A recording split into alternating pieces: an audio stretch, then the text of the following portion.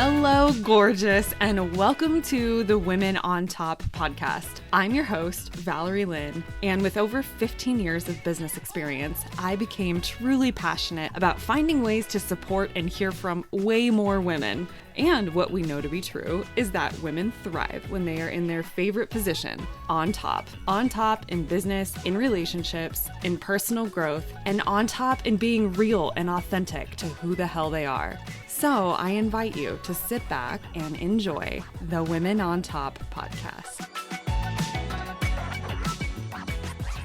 Welcome back to another amazing episode of the Women on Top, everybody. And today I have sitting here with me Lia Garvin, and I am just really looking forward to this conversation. So Lia is an expert on all things management, team building, leadership. She's a 3-time best-selling author. She has been a TEDx speaker. She also is the host of her own podcast called the Managing Made Simple podcast. I just love that title. She is an experienced team operations consultant and just has a lot of history leading team operations with large and leading companies such as Google, Microsoft, Apple. She's been featured across so many different media outlets like ABC News, The Wall Street Journal, CNN Business. I just can't even list them all. And so I am so excited and just so happy that you can join us today, Lia. Thank you. Thank you so much for having me here. I'm so excited to be here with you. Yeah. Okay. So as I've been doing my digging on some of the work that you're doing, it is no secret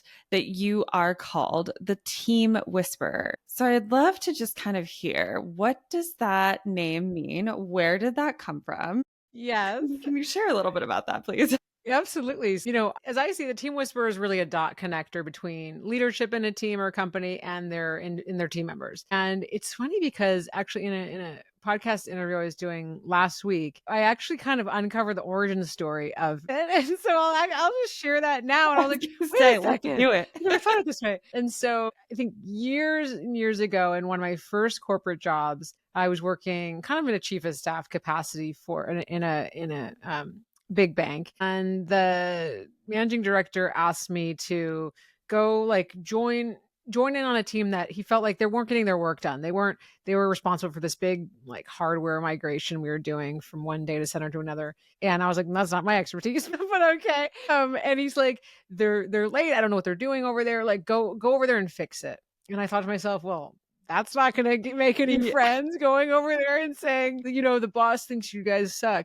And so I started sitting down with the team and saying, and asking them what they're working on and saying, hey, we got a little issue here because the boss, I won't say his name, he wants to make sure there's more visibility. I know you guys are doing a great job. I know that you guys, I see you here every single day.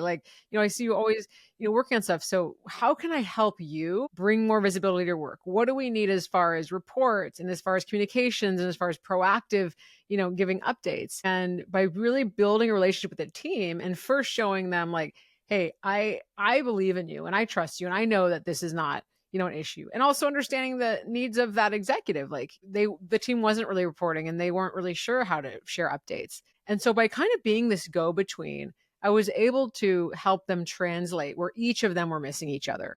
And I built trust with that team. I built more trust with that leader. And then across the two, they were able to really trust each other. And that's really what I've been doing ever since. I think this was my first job. So I was in my mid-20s. And I would say this was what I did on every team after, was thinking hey, wait, where are there breakdowns in communication? Where are people thinking someone has another agenda or is not quite getting it? And what do we both really want? Because usually those things are a lot more similar than we're making it out to be. Right? Even with some of these things that are really contentious, return to office is a really tough one. It's really complicated. There's a lot of different variables at play. But at the end of the day, I would say hopefully companies aren't bringing people back in because they don't trust them. They want the people to be able to do great work and feel connected to their people. Let's sort of bring that optimistic lens on it. Then from the team side, thinking, okay, well, if the goal is that you feel more engaged in your work and you have the tools that you need and you're getting that feedback and that kind of routine of communicating with people, how can we solve this and meet in the middle? And you kind of break down these assumptions that people are making that, the leadership's here to just exploit us, and the leadership thinks that their employees don't care and don't want to do any work. Like, if we get rid of those assumptions, we can actually figure out what's really going on. And then the other piece is like, well, how do we solve it? So that's really where I come in, right? Like you mentioned, I have a background in team operations, in program management, really on the product side. So I bring in tools of how to get the work done. And I share that because it's different from HR. I don't have a background in HR and the compliance and all that side. Mine is about how do we help equip people with the tools, whether they need more communications or a lightweight process or a way of tracking their work, or what meetings are they having? And that's the pieces that I implement to fix this issue that's going on. Okay. So you help them fix things like the trust that has broken down. Yeah. Let's get into the how, because this is a tricky, at least from my experience working in corporate, this is tricky because like you said, so often we have this predetermined idea of what leadership is trying to do. And leadership has this other idea about what their goals are and how they think it'll be perceived. And there's a disconnect. And what have you found to be really successful when you're trying to bridge a gap such as that can be so big, like trust? Like, how do you actually make that work? And I think communication is too broad of a term to use. So can we go even deeper? Absolutely. Yeah. Okay. No, because all of it's communication at the end of the day, right? So I think there's different levels of altitude and we got to do different things. So from the top of an organization, well, if it's a massive company, it's probably like a VP level or something like that. If it's a small business, maybe it's the CEO. Right. I think first and foremost is recognizing that when you've shared priorities or your goals or your expectations, you've been thinking about those things a lot longer than your team has. So when you share it once in an email or in an all hands or a team meeting or town hall, and you expect people to immediately change their behavior overnight or run with something or be fully bought into a strategy, that's just not how it works. People have to hear things a million times, right? I think it's like you have to hear something 7 times to remember it or something, right? And it's more and more because people are distracted and they're thinking about all these other things, right? So I think first, if, for the more senior leaders or even business owners, founders, remembering that, everybody has different learning styles. Everyone kind of feels bought into something in a different way. And you have to communicate something or relay that message, I should say. I'm not going to try to use the word communicate. Relay that message. You can use the word, just that can't be the word. Right. That's not the answer. You got to do video. Maybe there's meetings. Maybe there's an email. Maybe you do breakouts, to translate this message a lot of times. So that's from the top. But I do see, because then you're walking the talk with what you're saying and you're helping build that consistency. So I think that's where some of the trust comes in. But I really feel like the bulk of the responsibility is on middle managers and the day-to-day managers, because that's who's owning the implementation and any execution on the strategy. Yeah. And that's literally why I wrote the New Manager Playbook, and why building trust is one of the first chapters in how to do that. Because as you call out, without that, just start losing that motivation and people are thinking one thing and thinking another. And the trust is both ways. So managers themselves can't there's an implicit trust when you hire someone for your team, right? You don't want to make them audition for a job they already got or think I'll believe it when I see it, right? We have to first sort of lend a little bit of trust to see on their side. And then when there's a breakdown of trust, people don't always think that feels weird to say, I don't trust my teams. And, we don't realize that's the issue. But if you're not delegating, if you're in every meeting, if you're not letting go, if you have to double check everything, and of course, if you're micromanaging, all of those mean you don't trust your team. So then you got to think about, well, what do I have to do to be able to build trust? You can ask for certain things hey, I'm going to set expectations, allow that person to proceed and see how they deliver on it. And these micro moments and these wins or these sort of follow-ups, that will start to build trust for you about your team. On the other side, your team member is not going to trust you as a manager. If one day you say, hey, I want you to run this, the next day you're involved, the next day this is okay, the next day it's not, right? So there's a consistency and predictability, which is the number one driver of trust. So as a manager, we have to show up the way we say we are.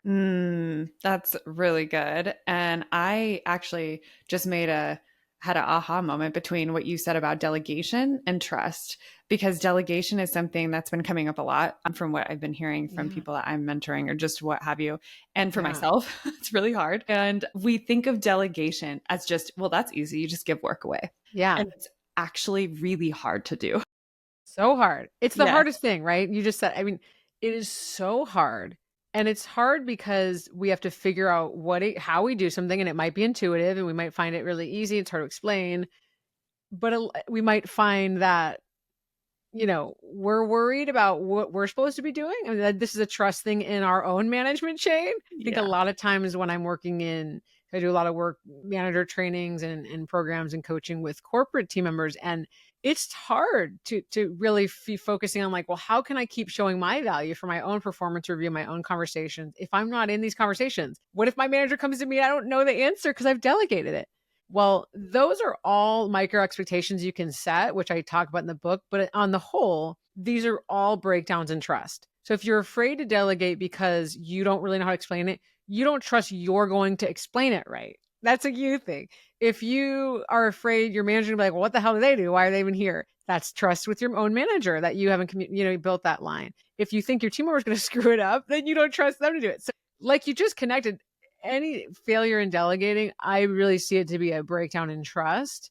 And when we repair those things, it becomes a lot easier to feel comfortable approaching delegating. It's Mm-hmm. still hard to do it. I'm not saying that, but like when Yeah. I'm working with teams and they're like, there's no way I can delegate this, I'm like, oh, this is a different issue over here. Like we got to solve that first. And then they're more open doing it. Right. And you're thinking, okay, well, like, yeah, I don't want to stop what I'm doing and kind of map out a process or, whatever, but there's no reason I can't, when Right. before there's like a big reason they can't do it. Right. Gosh, it's so good. And it's just so top of mind kind of for me in some of the work that I'm doing. But it also, this is like a weird segue, but as we're talking, I'm thinking about how so much of this relates to our personal relationships too. Like I'm thinking Totally. about delegation and trust and these like core building blocks that actually like relate so much in our personal life. So do you see that a lot for people when you're consulting and working with leaders that, wow, this also is translating over in their personal world as well? Absolutely. And it's funny you call that out because I'm actually partnering with a friend of mine who's a clinical psychologist on a program around this concept of fair play and how it shows up in the work and at home, and Wow. how like some people kind of taking on more of, often women, right? Obviously, like are taking on more of those sort of additional responsibilities, whether it's, planning activities for the team or building a strong culture, or even some of this sort of like office housework is often what it's called. But I think I like the that term. right Office housework. office housework, I wonder who's doing it. Right. And so like, and that's something we're talking about. But in our work together, we're trying to bring light to like, well, how do you set boundaries around this? And how do you actually not just get rid of it and hand off? Because this stuff often makes a team culture better and it leads to higher retention. And it's actually very measurable to drive better results on a team. So it's not just about saying like, no way, I'm not doing this anymore. Right. I think there's a way to bring people along.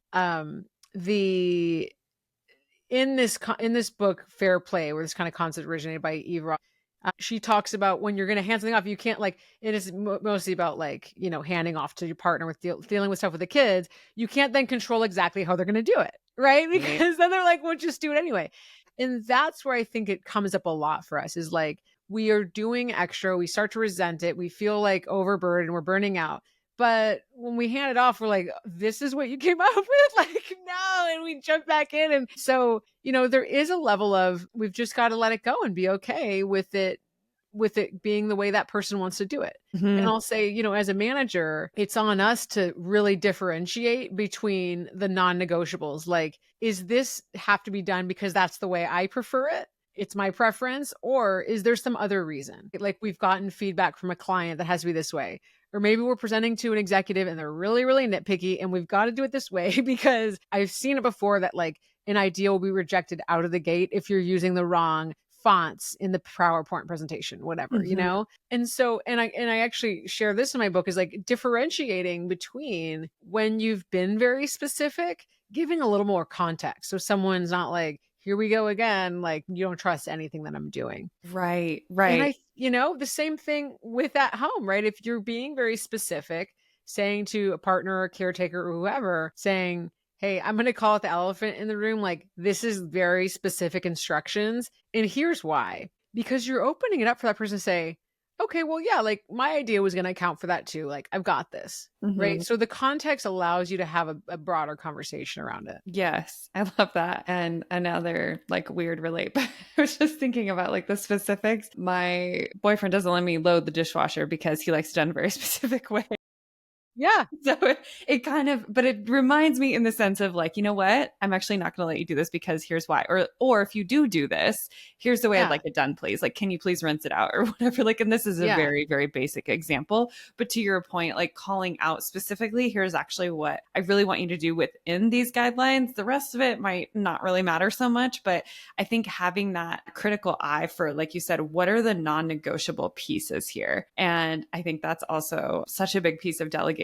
And then the other thing that came to me was, gosh, you know, sometimes I wonder if this has to do with a worthiness thing where people hold on to so much work because the more that you have that you are doing, the more that you feel like you are worth it or that you matter in the organization. Oh, like if I could start yelling, I'd be like, that's it right there. It like 1000%. And I mean, it's no surprise why we're seeing like the rise of burnout, where there's talk of layoffs and people are really trying to prove their value and there's more meetings than ever.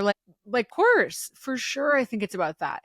And for managers listening, like I've been in performance review conversations in the back, like with the leadership teams, and they don't value just showing a face in a meeting. And I just want to like be really, really upfront about that. Like just sitting in a meeting and not talking or just being busy, it really starts working against you. And I'm telling you that because working adjacent to leaders in all sorts of companies, all sorts of industries, there is a myth I think that we have. And I had it too when I was a middle manager. I was like, I got to be here and here. Like if I'm not in one thing, this thing's going to get decided without me. That's actually nobody else is thinking that. No one's not like, where the hell was Lia at the 1:00 meeting? They aren't. Right. And so actually when we're running around like a chicken or the head cut off, it makes it look like you don't have a handle on it. And it's really hard to internalize that. Like, I don't know if I ever solved it when I was in the corporate world. Truly, I was very attached to every single thing I was doing. But now that I'm on the outside in, I'm hearing these conversations. And I got to tell you, like, it doesn't, the more like sort of like emotionally attached and frazzled and less time. And when you're not getting back to emails and your team starts complaining about you, none of that. They're not like, oh, well, it's because they were in meetings 40 hours a week. Nobody cares. They just want you to be effective. Right. Yes. And yeah. I've led workshops with engineering managers and other managers that have almost been like in tears about, well, if I'm not in this thing, like, how am I supposed to show I'm important and I'm valued? Like, what people are not going to know what I'm here for. Yeah. Right. And it's a really, I think there's more we can do to show people like, here's how you map out your own career, like as a manager in other ways. But it's been really hard for people to step back for that exact reason. And I feel like there's a shift in that right now. Like, I think that this next generation and some of the different priorities are causing some of that shift, which I'm really excited to see. And hopefully we can let go of some of that, if nothing else, just for the sake of burnout, like you mentioned. And I think it's a really powerful way to help other people rise up into their own leadership. Totally. You know, for these people, everyone who is probably listening to this call, like you want to be that person that is like guiding the way. One of, I think, the best things that we can do is allow someone else to start spreading their wings a little bit, even if that is your kids or your partner or whatever it is, like just to let them try a little bit more. Yeah. Right? Exactly. And one quick tip is when you're doing that, share that with your manager. If you're worried that like, hey, I can't hand this off because if I get asked to have information, I'm not going to have it. Manage up. Explain to your own manager or leadership team, hey, I've handed off this piece. I'm really working to build my bench of leaders. I'm working to strengthen my team. I'm going to meet with this person every Wednesday about the project. I will update you after that. Like, say what you're doing and ask for some space, because I would think probably like 9 times out of 10, your own manager's like, wow, okay, good. Like, I like that. Instead of like, no, you get in every meeting, you micromanage the shit out of that person. No one's going to ask you to do that. No one ever. Yeah. That no one ever. Right. And so, but we're caring. And you mentioned burnout again. It's like, the burnout is caused by all these different like loads we're carrying. Is like, I got to be in every meeting and I have to update my team. And like, one example, telling your team in any meeting, I'm not there. You don't need to agree to taking on more work. Just say, anybody asks you, say, okay, thanks. Send me an email and we'll see what's doable and get back to you. Like, don't give a different answer. If you like tell your team, you don't have to be there protecting them all the time. That's a really easy thing. Everybody in many kinds of jobs can implement that. Like, hey, if you feel, whenever we are asked to do new work, we evaluate it as a team. No one ever should feel responsible for like answering on the spot. This works for agencies. It works for product teams. It works for, anybody that has to be splitting capacity across a number of projects. Don't have to answer on the spot.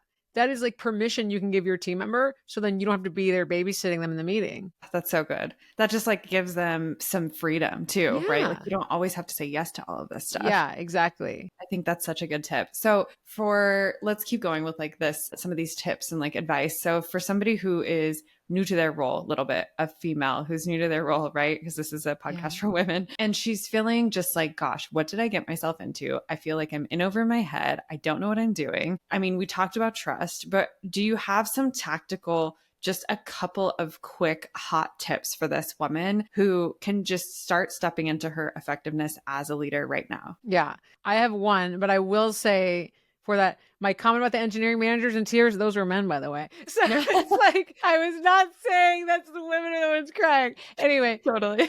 Just had to bring that back in. That's perfect. One very tactical tip, and I actually talk about this in my first book, Unstuck, is about, and this is like a major accountability driver. And I have a podcast episode too, and I'll share the number of it so you can share it. Yes. Is being really cognizant of the language that you're using where it can break down accountability. And the biggest one is to not, when you're making a request of a team member or you're checking on something, not to use the words I need. Okay. So like not saying, hey, I need you to get this done by the end of the day, or I need to send this to the client by 2:00, or I really need this to look like this. Because when you say I need, you're making that person accountable to you, not to their job or their career. You're actually like, if that person likes you or wants to, like do right by you, then they might do it. But if they're like, I don't want to do that, then it's all about accountability to you. And they're not accountable to you as a manager. They're accountable to their job. Get rid of I need, like kind of fully, I would say. And instead frame it in terms of the work. This presentation has to be sent to the client by 2:00. Can you have it by 1 so we can review it together? This stakeholder needs the presentation in this format, or they've asked for this in this format. Will you put that in that? Right. And not making it about you, because it sounds like you're just nagging them. Let's be honest. You know what I mean? Yeah. And it's not. And then you feel like, oh, am I always bothering everybody with all these requests? I'm micromanaging. And then we get in our heads and we don't give feedback. And then someone sends something wrong and we're like fixing it at night because we don't want to bother anybody with it. Right. Instead, say like, hey, before you send me, try this. This just came up with this. Before you send the presentation, can you run through this quick checklist? It's in this template, it's in this font. You've added these people. Whoa. Like, how about that? Like, instead of when you send this, I need this, and then I need this. And it's just like, and you're getting the same result, but you're not making yourself feel like you're always like nagging, and it's not chipping away the accountability. Yeah. Yes. And the thing is, why I mentioned accountability when it comes to trust is nothing breaks trust more than asking for something and not following up on it. So true. Right? Yes. The real secret of accountability is not the ask, it's the follow-up. Another episode of my podcast I'll send you to. The follow-up is the magic, right? Because you say like, okay, like when Lia asks for something, she follows up. I got to deliver on that. I got to be showing up there. Now we're building the trust in both directions.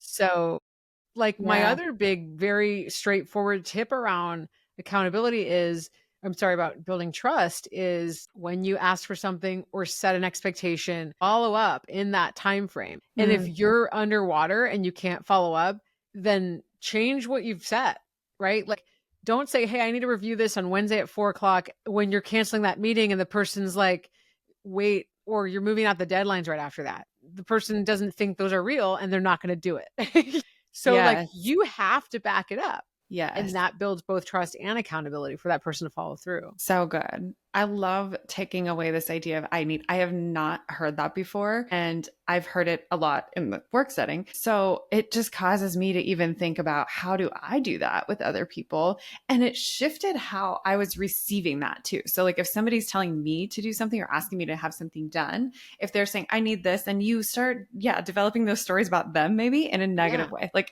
she's just always asking me at the last minute, like Yeah, whatever is going on. exactly. And instead, if it's like, oh gosh, we actually have this presentation, like, can we do this so that however you Yeah. said it was so much better. Can we get this done by here and then we can review?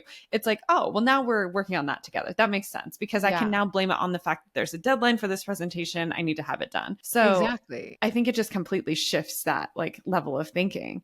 Exactly. And you're building in a little bit of why, a little bit of context, right? Yes. Like it's not I need this because I said so and I'm annoying. You know what I Mhm. mean? And like, Right. Yeah.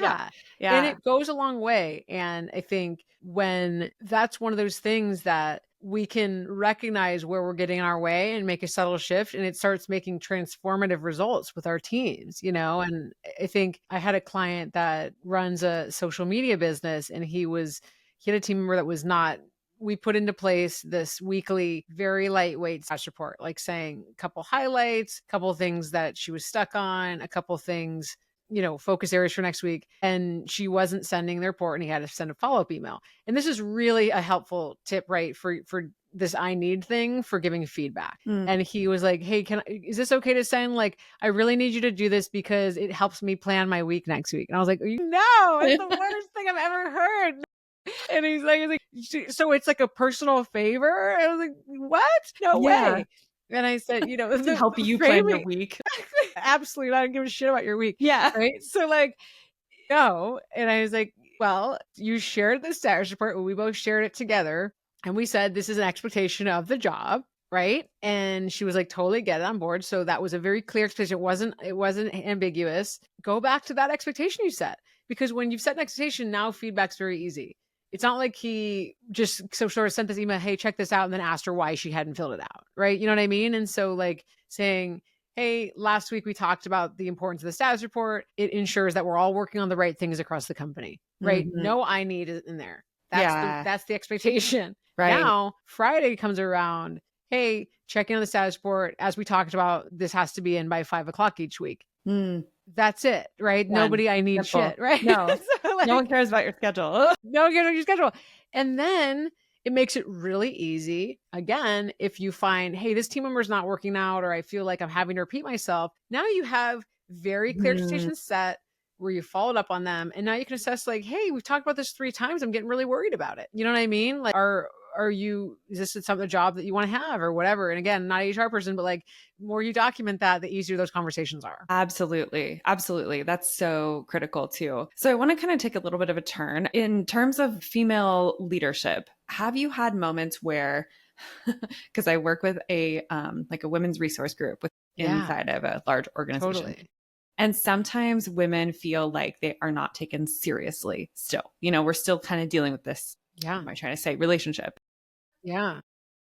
What have you experienced? And if you've ever experienced this, like what tips do you have for women who are in leadership roles? How can we kind of elevate and make sure we are being taken more seriously? Yeah. So this is something that's extremely close to my heart, having worked in big tech and being a non-engineer. So like, I was not of the majority in many ways, you know what I mean? And felt so much imposter feelings around that. Like I would think, well, should I just go back to school and get a computer science degree like at night? No, stop. And so I really get it. And I worked with ERGs within Google and so like in the Women at kind of groups. And so something I talk about a lot. And I would say the biggest kind of shift that I encourage folks to make is, it's similar to the I need, but you're going to kind of see the connection here, is when you're talking about your work, talking about the value you're bringing and the impact you're landing. And where I see a lot of times folks can get stuck. And again, I talk about this at length in my book Unstuck. And I have a workshop I've done around owning your impact. And I do that quite often with women ERGs and stuff like that. Yeah. So if folks are interested in that, please reach out. And I talk about how to really tell the story and shape the narrative of your career and really anchor to the impact that you've landed. And here's a quick example of that is I was managing program managers when I was at Google that was my kind of went up the ranks doing program management. Then I started managing program managers and doing team operations. And a team member came to me and she said, like my work is so tactical. Like no one's listening to me. I'm just a task babysitter. I'm just chasing down like, hey, like, are you done yet? Are you done yet? And she said, I don't like, what's the point of this job at all? And I said, I got to stop you right there. If you're referring to your job as a task babysitter, like that's a problem in and of itself. Yeah. It's not good, right? In Right. the first place. And I said, that's not how I see the role of a program manager. What I see it to be as you are like the connective tissue between all of these teams working on all different things. You're bringing people together, making sure everybody's on the same page around what has to get done by when, what has to be communicated, when to bring in this person, when to update this, that you're really like the kind of symphony conductor. Mm. And without you, all this stuff, people would be working all different directions. Now, the way that we demonstrate that is through the documentation that we create. And that is why you got to make these one pagers and you have to make the trackers. But if you're framing in terms of like, fill out the tracker because I'm bothering you again, no one is going to believe it. Right. But if you go to and this, I did this at Apple, at Microsoft, and at Google. If you go to a team and you say, hey, here's why we have to track work, and here's the benefit to you, and here's how it's going to help you achieve your goal, they will get on board. And like, that is the kinds of things that we can shift people in getting in sort of operationalizing. But the whole point there was not undermining your own work, but finding that strategic value to it and then talking about the impact. Right. And so I think a lot of times, because there is so many headwinds against women, it takes longer to get promoted in many situations, unfairly, for sure. And so we lead with that. And I had a team member come up to me and say, hey, it's been 3 years. It's time for me to get promoted. And I was like, good for you, but I can't go to my director and say that, oh, it's time. And they're like, well, what did she deliver? I'm like, 3 years of time. Like, that ain't going to do it. So what we have to say is, hey, here are the things that I worked on. Here's the impact I drove, and really land that and become comfortable with telling that story. And sometimes that takes, before we start figuring out, looking ahead, what am I going to be able to measure here? How am I going to be able to talk about this? What's that story? Then collecting that documentation around as you go. What relationships I have to build along the way? How do I need to get visibility to this? What should I be doing? Should I can I host like lunch and learns or something, or teach this in some way, or, mentor someone? And then you start to like look ahead at the trajectory and work backwards. And you're not like teaching the test and doing it disingenuinely, but you're thinking like, hey, I have a plan and I want to get here, and you work backwards. Yeah. Because at Google, I got like into really like, they changed it, but when I was there, you had to do a self-assessment for your performance review. Yeah. And people would write like 10 pages more. It was like so agonizing. And so I became like, so like not obsessed with it, but let's just say it. Like I would meet with people like 20, 30 each 6 months and like help them rewrite their performance reviews, because it was like broke my heart. People would work so hard and they didn't explain it in the way that anybody else was going to see that value and take them seriously, as you said. Yeah. And the biggest thing I shifted was I moved it from like a laundry list of bullet points and like effort. And I did all this to like, what did it result in? What was the value you landed? If you can't explain that, get rid of that bullet. Attended 70 meetings. Who gives a shit? Like, led this initiative that moved the needle on this thing in this way. Okay. Sure. There was meetings at that thing. Leading something's going to have meetings. But we're like throwing the kitchen sink a lot of times at like, I did so much, but I did so much. And we get attached to wanting to explain all the things that we did. Yeah. And right? Like, it's like, so good. This is my favorite subject, about owning your impact. Literally. Like, do a whole workshop. That's why I teach a workshop on it. So like, how do we do this? But that's my big things, right? Like own the value. Yeah. Talk about the impact. If you had to do one thing, rewrite your resume, your LinkedIn profile, all your stuff with like, what's the value? The outcome. And I think this applies. So for women listening to this right now, I think this applies across the board, because if you have something on your heart as an entrepreneur, or just that you're pursuing, you are going to have to at some point pitch yourself to somebody else. If you want to speak on a stage, if you want to do whatever. Right. And so I feel like this is really important from the perspective too, of like, this is the impact that I have delivered in the past, and this is what I'm going to be delivering going forward. And just to, instead of creating the like 1-page pitch, whatever deck with a bunch of bullets for somebody to read through, like do do what Leah is saying and really make it from this place of impact. I think it goes such a long way. That's such a good tip for women out there. And so thank you. Of course. That's amazing. No, Yeah. and I'm not I mean, I was like queen of the longest performance review packet of all time. And then I was like, well, I wait a know what you're second. You know saying. what I mean? Like, how do you rephrase this? And that is going to make it easier for you, but it's even easier when you've thought about it in advance. And so, Yes. like you're saying, whatever, when you have to put yourself out there in any situation, whether, yeah, it's a pitch or you're going to a networking event or whatever, it's like, how do I tell my story in a really kind of concise, impactful way, as opposed to having it, because I can get really wordy, obviously. Yeah, Like we all train of can. thought. And I'm like, if I didn't think about that in advance, who knows what I'm going to say? So Yeah. like, you And really, it translates really well because it gives you like more of a focus point, I feel like, versus like, well, what do you do? And you can go off on many different rabbit trails and talk about everything under the sun. It gives you like a really focused talking point too. So that's so good. There's just so much we can dive into with this conversation. Yeah. I have like so many questions that I want to ask you about, but what I am curious about, because I know you've worked for some really iconic organizations, is what was it that caused you to leave? Like, you must love this to the point that you decided not to work for some of these companies that people put on such a pedestal. And so I'm just interested in that transition, that career journey. Yeah. I mean, I think I would say two things. One is that I really wanted to be able to do this work across all different kinds of teams and really learn about, okay, how do all kinds of teams work, and really understand that. And frankly, there are a lot more in common. Answer that question pretty quickly, but like, there's a lot more in common. But I want to be able to help more kinds of teams. And actually, I found that within big tech, there was a lot of support and resources, especially for managers, but there's less support in other kinds of industries. So I've been really excited to be able to help other kinds of industries and also small business owners and founders really learn these skills. So that's been really exciting. Yeah.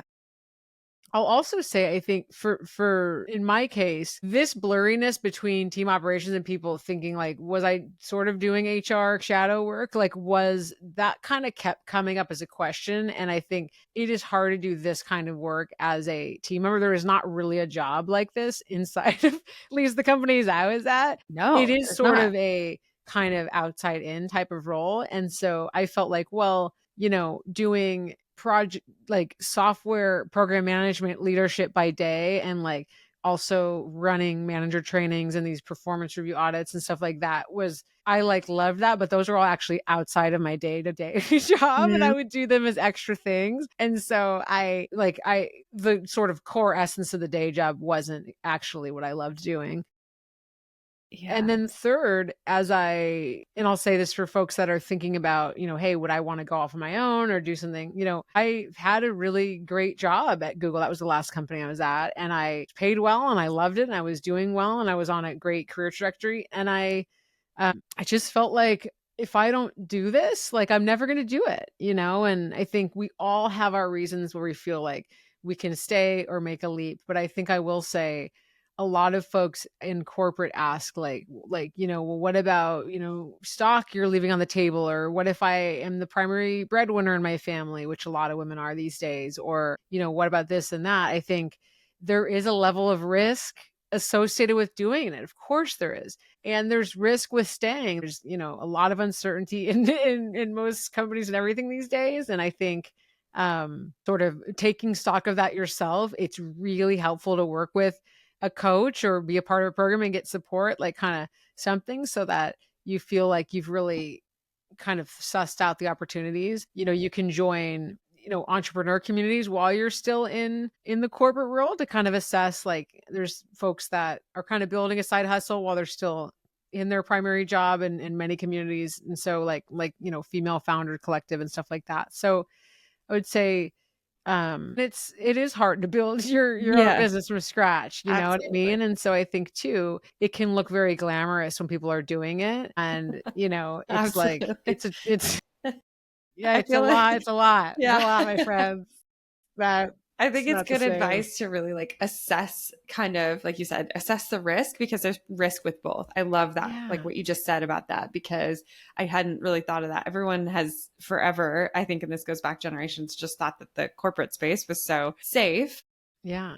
And not that there's obviously risks with both, but I really like that point that there's a risk with staying in a corporation too. And so just kind of weighing that out of like, where are you at? Where's your passion lie? And kind of really getting clear on that. So I love that. And I love that you have worked with different teams and that you're able to see so many of the same connection points, which is why it makes you so effective and passionate probably about what you do, which I love. And so this whole idea of team whisperer, you kind of showed the story of like the first time somebody asked you to step into that role. But when was it for you that you're like, gosh, this is like what I am meant to do? And this is my love language. Where was that for you? I think it still happened when I was in the corporate world. I hadn't articulated the team whisperer word yet, but I'm like bad at recalling stories, as you can tell. But like I remember when I was at Apple, I was working on the like main design team there. One of the designers I was working with was really, really stressed out about like getting work done. And one of the producers asked me like, hey, like, can you talk to her? Like, we just, like every time I asked her, she's really freaked out and like can't get, and I was like, I went and talked to her and it was like, I just asked her how it's going and I listened to her, we made a plan and she was totally fine. And I was like, hey, like how did this not go well? I went back to that guy and he's like, how did you do that? Like, this is like a magical power. And I was like, well, I just talked to her. Like, what were you doing? You know what I mean? And I think, what were you doing? Like, it's like sending emails and assigning bugs probably. Right. Yeah. And I think like and then I heard that from a number of folks in these like high stress environments. A lot of Apple is a very high stress environment. And then in kind of subsequent roles, like, how were you able to get through to that person? Like, I couldn't do it, And I think sometimes when something feels very intuitive to you, that's where you kind of know that's your jam. But I really try to teach that to teams and to leaders, especially because I just don't think we're listening the way that we could be. Yeah. And I think the lens that maybe I add is as an outsider, especially coming in, but did it a lot as an internal team member. And I think just showing people that you care and you want to hear how they're doing and you're going to sit down with them and figure it out. And it goes a really long way. And so, yes, there's some things maybe I can suss out quickly having done it for a long time. And I don't want to like, another thing we can do disproportionate as women is like discount our superpowers and like, oh, it's nothing. I'm so proud of this. Like, I love that and I love this work. And it's something a lot of us can tap into. Yeah. Yeah. That's a good point too, that we discount a lot. And I feel like women do that. And this is kind of a generalization, right? I'm sure men do it too, but I feel like on a proportionate level, women do that far more. Yeah. Where we're just like, oh, I just, did that thing. I was reflecting on that this weekend for myself of like, I have this feeling of like, gosh, I feel like I haven't like made it, whatever that means anyway. But like, gosh, like, I feel like I haven't like quite made it. Like what to what? I don't know. But I was reflecting back. I'm like, wait a minute, I've done a lot in the last several years. Like, let's look at these things that are worth celebrating. Yeah. And, really that I love doing. And so let's not like shrink that or dim that light. Exactly. And maybe let's like find ways to amplify that, which is kind of where my question was going of like, how did you find your own light? Because I think it's helpful to hear that for someone else who's like, okay, it wasn't, and I don't think it's always super clear. Like sometimes I feel like we have this, I don't know, all the information that's out there. It's like, find your purpose. Like, it's not just like A to B. No, it isn't. And that's a good point. And I think there was one moment when I was like probably about 2 years, honestly, before I left Google, but I was as like my internal, one of my 10 other jobs I was doing inside was like, I met with teams and helped them figure out their team operations, like, how to build more, doing actually a lot of similar work, like building trust and having clearer working norms. And I was doing this with a team and that was inside of the team I was on. So it was like sanctioned to do, but it wasn't program management at all. But like, and I ran this all day workshop with them and it was like, and the main leader of the team was really bought into this, but he had another manager there that was like really skeptical and like kind of was really hard to work with. And in that meeting, like I reached him right away and like, it was so like, I just felt like in the complete flow state in the zone. And I thought to myself, like, I love this. Like, this is exactly what I want to be doing. I know it. And it was interesting because I think sometimes we have to be on a little bit of the edge of the day to day. And if we're in a situation that affords us to stretch into that, then take advantage of it. Yeah, I did extra work and I worked more than a full time for a little bit of time because I wanted to take advantage of what this company allowed me to do, which was allow you to kind of do some extra side things, provided you got your job done. And so I think that was the only way I found that. If Yes. I was like, no, I got so much going on here, like I said, but there's an interest here I really want to explore. And I have, my manager was really excited about that work that I was doing and really supportive of it. And I think the finding this thing that really lights you up, that can sort of like start to shape this path that becomes inevitable for you. Mm-hmm. And I think that would be the other suggestion I would say is like, a lot of times when I'm coaching folks one-on-one or even in teams and managers, people are feeling unmotivated. Like, I don't really like my job. I can't make a change. I need this. And sometimes we have to add other things to the story, even when we don't feel like we have time. You know what I mean? Yeah. Like, make a little bit of space for some interest and start to see. Sometimes it can result in a lateral move, which is probably the easiest and most ideal case, or like a role internally. Sometimes it means a pivot, right? Right. That is such a good point. And it is so relatable to my journey as well, even in leading the ERG that I was letting you, sharing about earlier, that I just started with that, not even assuming I would help be the chair of that group, but just wanted to lead an event within and just raised my hand and said, hey, can I lead this personal development coffee chat, which is what I started with. And now there's so many more event pillars and like, that's just so in the past. But I just literally started with like, gosh, can I do this thing kind of off the side of my desk? Because for anyone who knows about CRGs or ERGs or whatever you call it within your organization, it's not really part of your day job. Right. But it really has become something that I'm passionate about now, that women's group. And it has led me to so many realizations and transformations within that. And so I appreciate what you're saying as far as like, gosh, if there's something that you feel that little tug of like, there's interest here, I think it is so worth exploring, because it might not be that thing, but then it leads you to something else. Yeah. So exactly. I think that's awesome. Okay. So I have a couple more questions. I know we're getting down to our time. So when you go into a team like diagnosis situation, they're like, okay, come help fix us, what are like the first 3 things you're looking for? So a lot, it depends on sort of how I'm brought in, I would say. But like, I think, typically a leader will reach out and, either they listen to my podcast, which is an awesome way to find me, or they found me through LinkedIn or another referral maybe. And I think sort of hearing where that person is feeling most stuck, obviously, is probably the first question that I ask. Like, okay, what's going on with your team and what have you tried? Is the first thing I would ask. But I think when I get to meet with the actual team, which honestly, a lot of times I'll design, a workshop series or training based on, they've shared some feedback. Company survey data is really, really helpful with that. And I'll start to look at, what's under the surface that folks aren't really saying, right? So, a lot of times the issue is folks feel like they don't have any time. Or one of the things I'll notice, they'll say, well, we only want an hour because no one has any time. Then I might look at this whole delegating issue, right? And say, well, like, let's dive into how time is being spent in meetings. Or they'll say, yeah, well, we want to do this, but like, we don't know if people are going to come to it, right? Like a lot of times, like the bad managers, they don't show up for any of the stuff, right? And so like, then it's like, okay, well, how do we create, something where there's enough buy-in where we get everybody coming? And in that situation, I encourage, it's kind of either co-facilitator or the senior leaders actually sort of send out the invites or maybe kick off the sessions, things like that, so that it's like, okay, people are going to notice if you don't show up. Right. And so I like to look at what they're naming the issue at. And then when I say like, well, what do you think could get in the way from reaching the team in this way? Or what have you tried?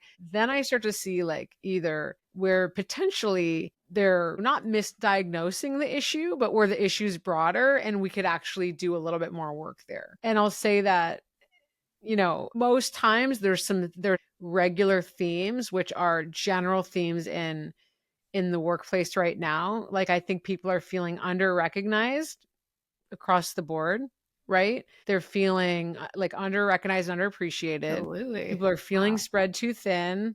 Yeah. Right. There's a lot of starts and stops and chasing competitors. So there's actually some broader themes in a lot of the industries I've worked with where that's kind of causing it. And so I'll kind of think, okay, is this within some of these trends that I've seen, or is it a little bit outside of that too? Yeah, that's so well said. And so some of those themes are definitely spot on. So I love that you shared that too. Okay. So as we wrap up, because I could just talk to you all day long. was like, oh my gosh, looking at the time. I have a tradition on this podcast where I invite the last guest to share a quote or piece of advice for the next guest, not knowing who it is. And then, so I'll share that with you, and then I'll leave you the opportunity to do the same. The last guest that I interviewed left a short and sweet quote that she said was on her AOL Instant Messenger when she was younger. Fun fact. But the quote is impactful, and it's this: live life to the fullest, never regret, and always risk. And I really like that. I love the always risk piece, as we were kind of talking about that a little bit through this conversation too. That's a wise, like, teenager. I know. That's what I said. I was like, gosh, that was not what was on my AOL. I know, exactly. Oh my gosh.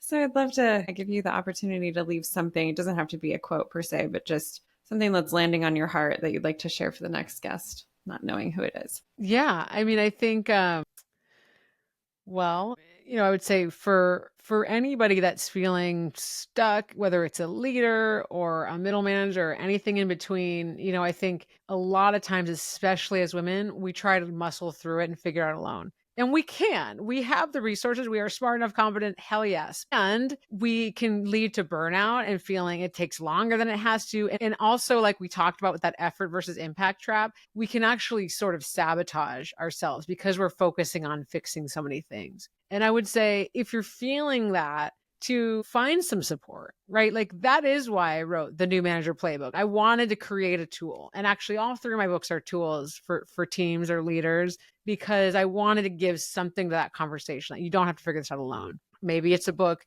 Maybe it's listening to a podcast like this. Maybe it is getting a coach or a mentor or whatever. But I think what I would really impart on you is, I know you can figure it out alone. I know you're capable enough, and you don't have to. Get the support, because it's going to help you collapse time and get to your goals faster. That part. Mic drop. Like, that is what we're talking about. The collapsing time. That's why you don't want to do everything alone. Yes, there's value in the fact that you can do it. I just love that you said that. And oh, this has been so good. Like I said, I could talk to you all week. I could have you just like come workshop all the things, but I appreciate you so much. For all those listening, seriously, go check out her book. It really is like authors like you who are writing a book, not just to write a book, but to like actually give a playbook. It's literally called the New Manager Playbook for a reason, right? So this is something that is so needed. And I know you wrote it out of that place of like, this is needed and I need to put this out into the world. Anything else you want to share about that book or where people can find you? Yeah. I mean, I think you said it perfectly. It is written to be something that you work through. It's got exercises, tools, stories, so that you feel like you have the right tool at the right moment. So I'd say, yeah, check out the book, The New Manager Playbook. My podcast, as you called out, Managing Made Simple, it has bite-sized just tips and tools so that you feel like, okay, I have something to deal with in this situation. Connect with me on LinkedIn, Lia Garvin, or on Instagram. And yeah, again, a lot of the topics that we talked about today are things that I lead specific workshops and trainings and do talks on. So if anything resonated, reach out, because this is something that I would love to support you or your team with. Thank you so much. This has been an incredible conversation. You were just so wise. And I also love how like genuine you are. And thank you for your time today. This has been just awesome. And I just appreciate you so much. Thank you so much for inviting me. I really enjoyed the conversation. Yeah. Thank you for tuning into the show today. And before you go, I just have one quick favor to ask of you. There is a really simple way that you can help support me and help support this show, and that is to hit that follow button on whatever app you're listening to the show on. I'm trying really hard to level up the content and deliver unique value and amazing guests, and just hitting that follow button is the magic that will help continue to empower that. And remember that the world deserves to hear your voice and your stories, and you deserve a place at the top.